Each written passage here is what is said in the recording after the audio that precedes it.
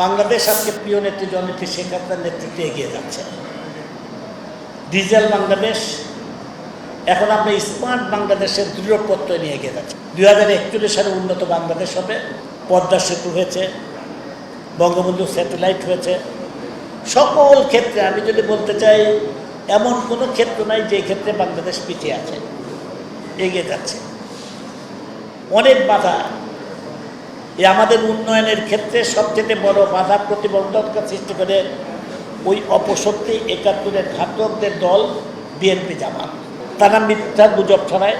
সরকারের বিরুদ্ধে তাদের অবস্থান না, তাদের অবস্থান সরকারের বিরুদ্ধে অবস্থানের পাশাপাশি তারা দেশের বিরুদ্ধে তারা অবস্থান গ্রহণ করে। তাহলে এটা দেশ ও জাতির শত্রু, এটা মুক্তিযুদ্ধের শত্রু। মুক্তিযুদ্ধের চেতনাকে বিশ্বাস করে না, মুক্তিযুদ্ধের মূল্যবোধকে তারা বিশ্বাস করে না, অসাম্প্রদায়িক বাংলাদেশকে তারা বিশ্বাস করে না। তারা হানাহানি চায়,